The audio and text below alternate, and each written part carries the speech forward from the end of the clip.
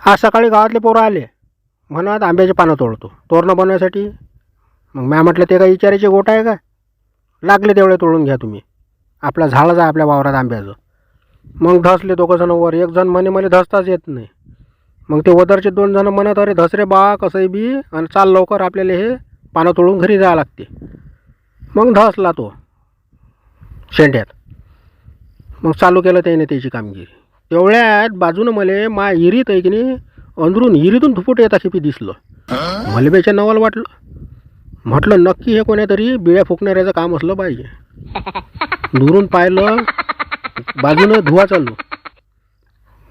मग कमालच आहे की नाही आता. मग म्हटलं आता हिरीजवळ जाऊन पाहा काय आहे तर.